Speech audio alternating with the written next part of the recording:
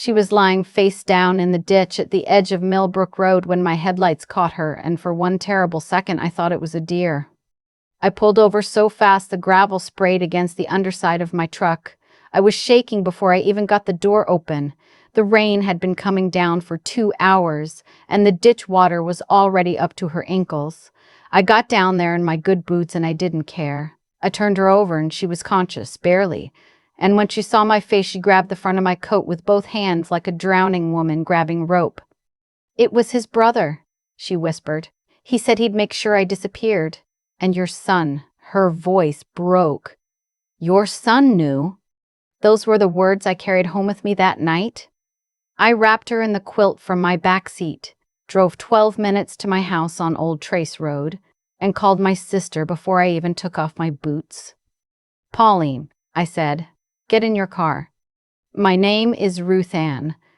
I'm 63 years old. I raised one son, buried one husband, and spent 40 years teaching second grade in Clover County, Tennessee. I thought I had seen everything a family could do to itself. I was wrong. My son's name is Scott. He's 39. He married a woman named Aubrey 4 years ago in a small ceremony at the State Park Pavilion because Aubrey said she'd rather spend money on the down payment for a house than on flowers that die in a week. I loved her for that. I loved her from the first time I met her, when she showed up to Sunday dinner with the pecan pie she'd baked herself and spent the whole evening asking my sister about her late husband like she genuinely wanted to know him. Scott's older brother is my stepson. His name is Wade, and he came with my late husband Roy when we married 26 years ago. Wade was 13 then, angry and grieving and convinced I was trying to replace his mother, who had left when he was 8. I understood that. I gave him room. I cooked his favorite meals and I didn't push, and somewhere around year 4, things softened. We weren't close the way Scott and I were close, but we were civil. We were family, or so I believed. Roy passed 6 years ago from a heart attack in the driveway. He left the house on Old Trace Road to me, and he left his half of a small commercial property, a storage facility outside of town, split between his 2 sons. 50% to Scott, 50% to Wade. The lawyer explained it all very clearly on a Tuesday afternoon in a beige office on Main Street, and Wade nodded and shook everyone's hand. And I thought that was the end of it. It was not the end of it. The storage facility wasn't worth much when Roy died, but Clover County started growing. People were moving in from Nashville, from Memphis, from everywhere it seemed, and 2 years after Roy's funeral, a developer came sniffing around offering real money, serious money, for that property. Scott told me about it over the phone, excited. He said Wade had been contacted too, and that they were going to meet and figure out the best way forward. I don't know exactly what happened in that meeting. Scott never told me the details, and I didn't push because I thought grown men could handle their own business. What I know is that after that meeting, something shifted.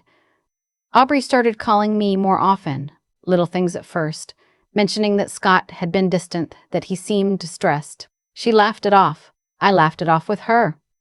Then, in March, she told me, quietly, that she'd been having stomach problems. Nausea mostly. Dizzy spells. She'd gone to the doctor and they'd run tests but hadn't found anything definitive. I asked if she'd told Scott.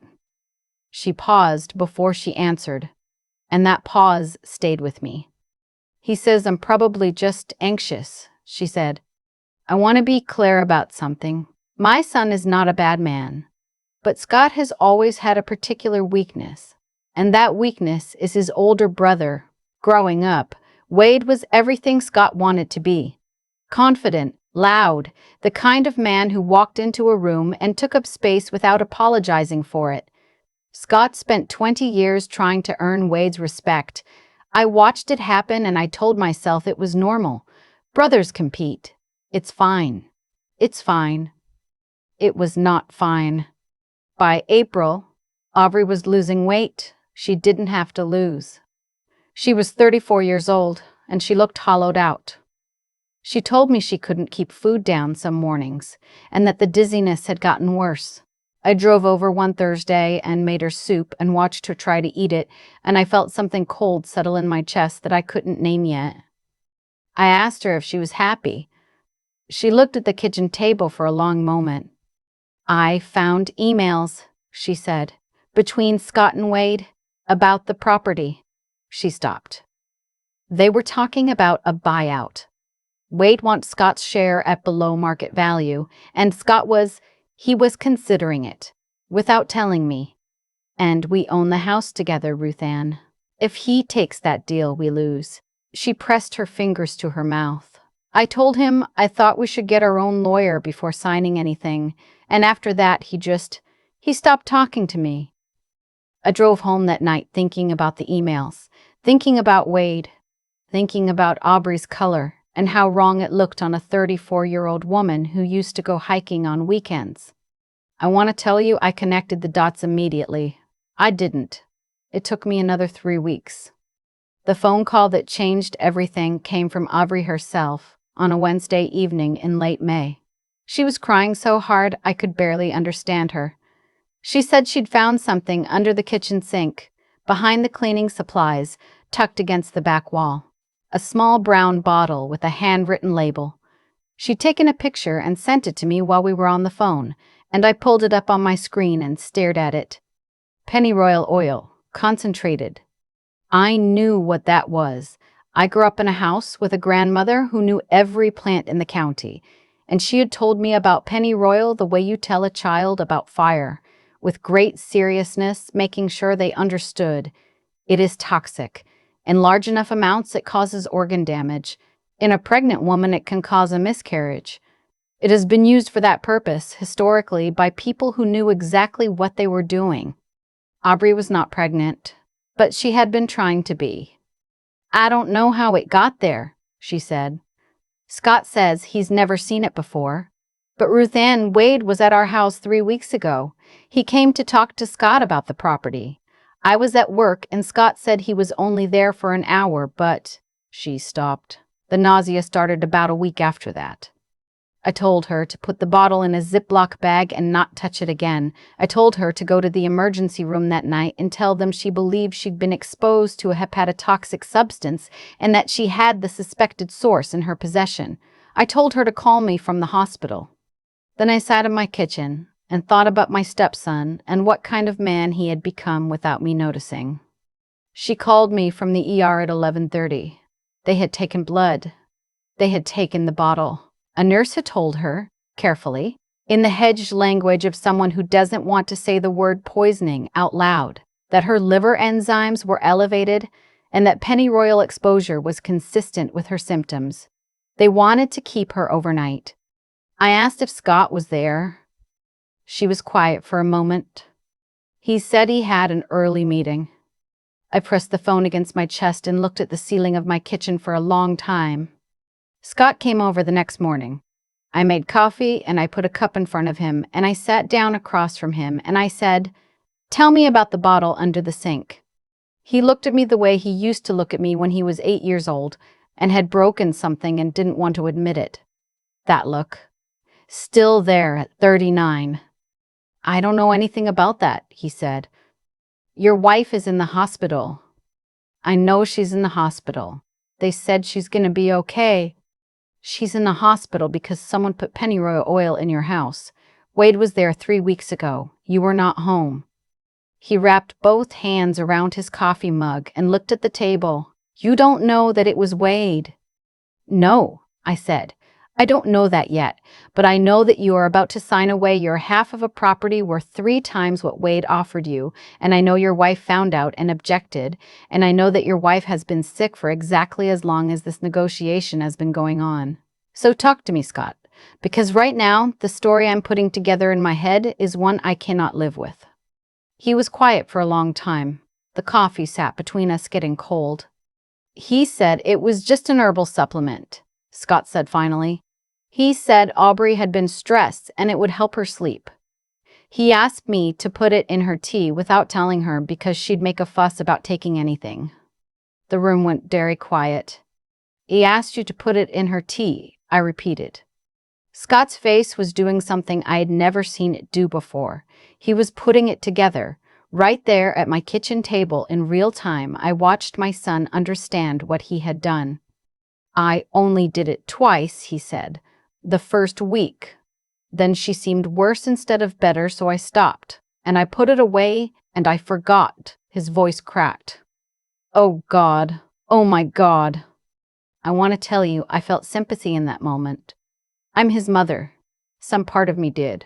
But a larger part of me thought about Aubrey in that hospital room, and about elevated liver enzymes, and about the fact that she had been trying to get pregnant and now might not be able to, and I felt something cold and clear and purposeful take over. "You're going to call a family law attorney today," I said. "Not the one Wade recommended, a different one. And you are going to tell them everything you just told me, and then you are going to go to that hospital and you are going to tell your wife. She'll leave me." "That," I said, "is between you and Aubrey, but you are still going to tell her." He started to cry. I handed him a dish towel because I was out of tissues, and I patted his shoulder once, and I called my sister. Pauline is 61, and she spent 30 years as a paralegal in Knoxville before she retired to Clover County to be closer to me. She is the most organized person I have ever known, and she has a memory like a steel trap, and she does not frighten easily. When I called her, I said, "I need you to help me figure out how to hold Wade accountable without destroying Scott's life entirely." She was at my kitchen table within 40 minutes with a yellow legal pad. We made a list. The bottle, which was now in the possession of the hospital. The emails about the property, which Aubrey had screenshotted and sent to herself before confronting Scott. The timeline of Aubrey's symptoms. Scott's confession about putting the supplement in her tea, which we both understood was Scott's own legal exposure, but which also documented Wade's instructions. The fact that Wade had been alone in the house.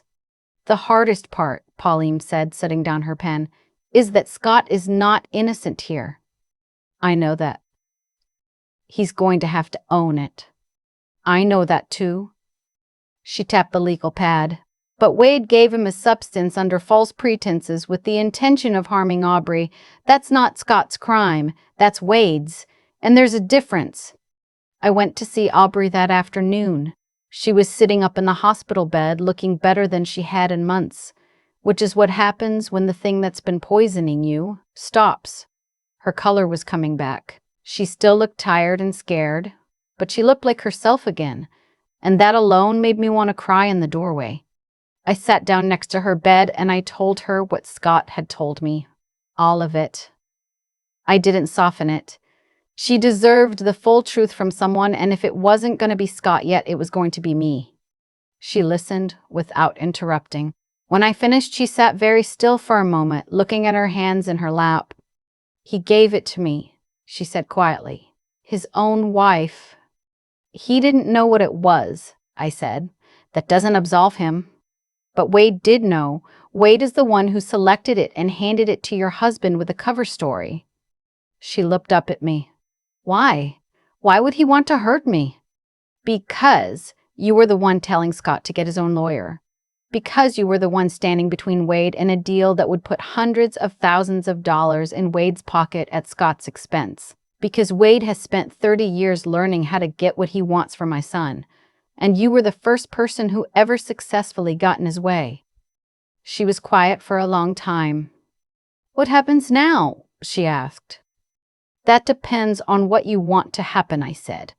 "But I want you to know that whatever you decide, whether you press charges, whether you leave Scott, whether you fight for the marriage, I am on your side. Not on his, not on Wade's.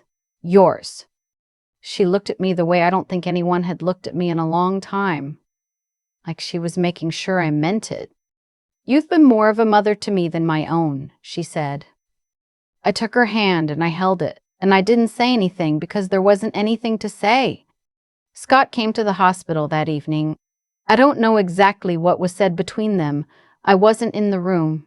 I sat in the hallway on a vinyl chair for 2 hours, and I read the same page of a magazine about 14 times. and eventually Scott came out looking like a man who had been turned inside out and hung up to dry. And he sat down next to me and said, "She didn't leave." "Good," I said. "She said she needed time, and that I had to be the one to call the police about Wade." "She's right." He pressed his face into his hands. "He's my brother, Mom." "He poisoned your wife," I said, "and he used you to do it. He made you complicit so that if anything ever came out, you'd have too much to lose to say anything. That's not brotherhood. That's someone using you as a tool." Scott made the call the next morning. He sat at my kitchen table with Pauline and a cup of coffee, and he told the whole thing to a detective named... Well, it doesn't matter what the detective's name was. What matters is that she listened, and she wrote everything down. And 3 days later, Wade was brought in for questioning. Wade denied everything, naturally. He said he'd never given Scott anything. He said Aubrey must have bought the supplement herself. He had an answer for every question, smooth and practiced, the way Wade always had answers. But the hospital had the bottle. The bottle had been handled. And Wade had forgotten, apparently, or hadn't thought it mattered, that Scott had never opened it. The cap was still sealed when Scott took it out from under the sink to put it in the Ziploc bag, which meant the fingerprints on the bottle were from before it was ever in Scott's house. I don't know the science of all that. Pauline explained it to me later. What I understood was that Wade's fingerprints were on a bottle of concentrated pennyroyal oil that ended up under his sister-in-law's kitchen sink, and that his explanation for that could not hold.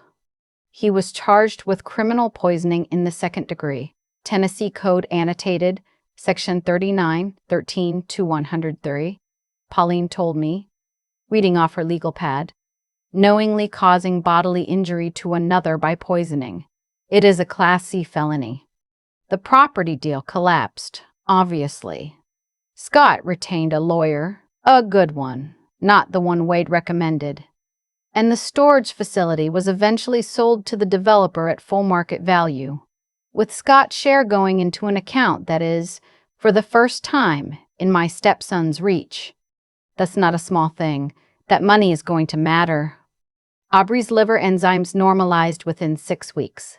Her doctor told her the exposure had likely been too short, and at too low a concentration to cause permanent damage, though she would need monitoring. She and Scott are in counseling.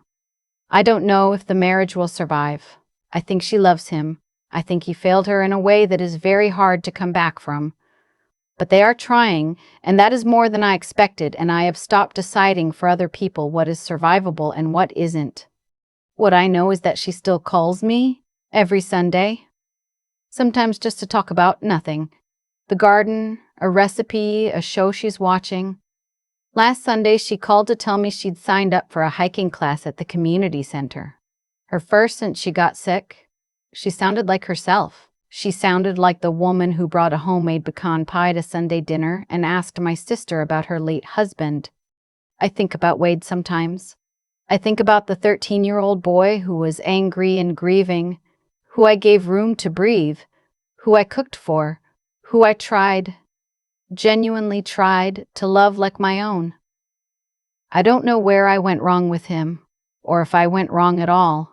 Some people come into the world with something missing in the place where family loyalty should live, and no amount of Sunday dinners fills it. I have had to make peace with that, but I think about Aubrey more. I think about her lying in that hospital bed, the color coming back into her face. I think about the way she said, "You've been more of a mother to me than my own," and how I didn't know what to do with that, because my own mother never said things like that, and neither do I, usually. I think I'm learning. Pauline came over last weekend, and we sat on the back porch with iced tea and watched the light change over the tree line, the way it does in June in Tennessee when everything is green and heavy and the evenings feel like they could go on forever. She asked me if I was okay. I told her I was. She said she was proud of me. I said, "For what?" She said, "For choosing her." I thought about that for a while. About what it means to choose someone. About how quietly you can do it. Not with speeches or grand gestures, but with a phone call in the middle of the night, a pair of rubber boots in a muddy ditch, a hospital chair, the truth told plainly to someone who needed it. Mama always said, I started and then I stopped because I couldn't quite finish the sentence. But Pauline knew. She's my sister. She's known me for 61 years. She reached over and clinked her glass against mine. The sun went down slow over Clover County, and we sat there together until the fireflies came out, and for the first time in months, I let myself stop waiting for the next thing to go wrong. I keep coming back to the moment in that hospital room when Aubrey said what she said to me, not because it was a compliment, though it was, but because of what it cost her to say it. She was lying in a hospital bed with elevated liver enzymes and a marriage she didn't know if she could save, and she was still thinking clearly enough to name what had actually happened between us. That takes something. That takes a kind of strength. I'm not sure I had at 34. What I've learned, living 63 years in this world, is that the consequences of our choices don't always arrive on schedule.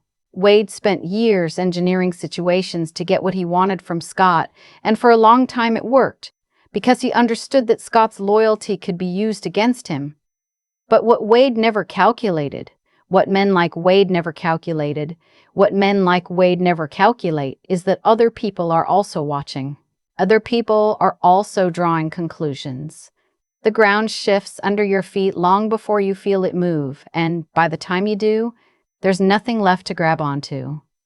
I think about Scott a lot in this, not with anger anymore, that passed. I think about the specific failure that made all of this possible, and what I could name it. It wasn't cruelty. It wasn't selfishness exactly. It was the refusal to think clearly when thinking clearly was uncomfortable. He took a bottle from his brother and put it in his wife's tea because it was easier than asking hard questions. That is a failure of the mind as much as anything else. A choice to not know what you could have known, because knowing it would have required something from you.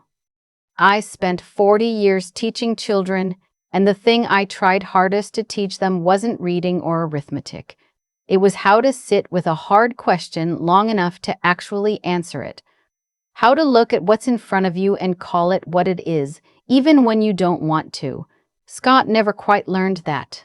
I don't know if that's my failure or his, or just the particular shape of the man he became. But I know it's the thing he has to learn now. If the marriage is going to survive, Aubrey will not stay with a man who chooses comfort over truth a second time. She has made that very clear, quietly, and without drama, the way she does everything. And then there is Pauline, my sister, with her yellow legal pad and her 30 years of paralegal experience and her complete unwillingness to panic. I called her in the middle of the night and she showed up in 40 minutes, not because she was obligated, because she decided to. That is the thing about the people who actually love you. They don't wait to be asked twice. They just come. What I want to say to anyone listening to this is that choosing someone is not a single moment. It's a direction you keep walking in. I chose Aubrey over my own comfort. I chose the truth over the easier version of events. And every day, Pauline chooses to live 20 minutes away and answer her phone when I call. None of that is dramatic. None of it makes the news. But it is the entire architecture of a life worth living. The fireflies were out the night this all came to rest. I remember that. Pauline and I sat on the back porch and watched them, and neither of us needed to say very much. Some things you just let be what they are.